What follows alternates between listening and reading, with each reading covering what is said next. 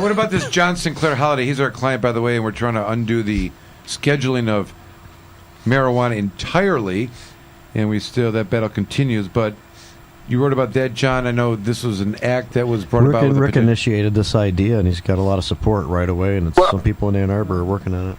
I'm sorry. Sorry about that. Yeah. People in Ann Arbor are working on it. It's an Ann Arbor thing, and it would be a declared on John Sinclair Day. You know, if Rick is here.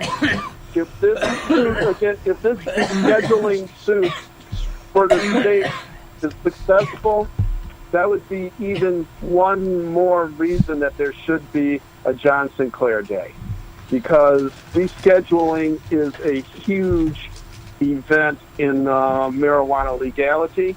However, John has been so involved in so many things, you know, and from the Free John Sinclair concert back in the day to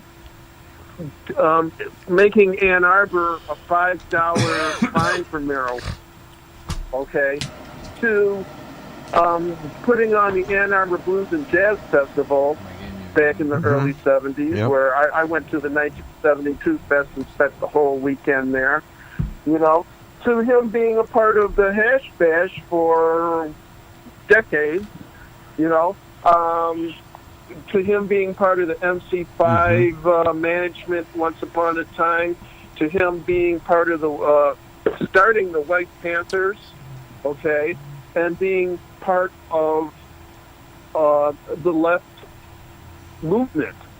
John Sinclair has been there, and so I feel like he deserves his day, to have his day.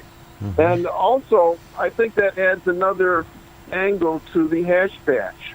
So if you're going to say this is John Sinclair Day that's on Hash Bash, you can have events that are oriented towards music.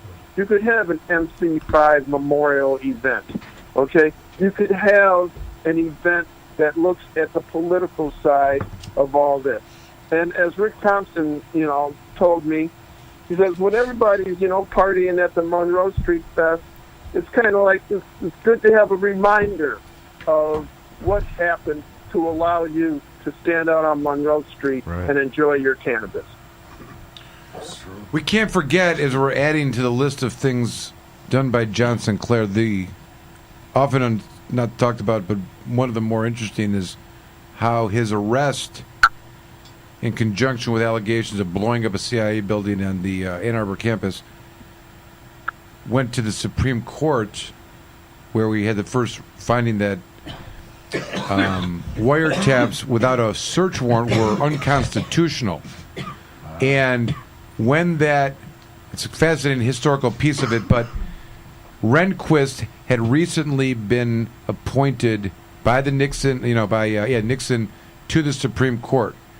As the Attorney General to Nixon, Rehnquist had worked on the legal theory that wiretaps without warrants were constitutional in certain instances.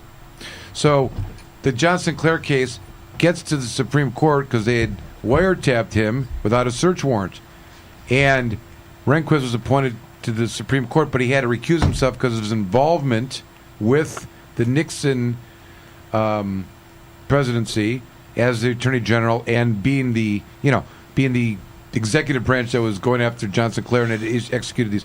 So he is recused. And the way the story goes, and Jeff Frazier gives the exact dates, but to make the point, it was, like on Wednesday, so they finished the arguments, and the opinion was supposed to be due Monday. And on the previous Wednesday, they knew they had a majority of at least 5 of the 8, because there was a 9.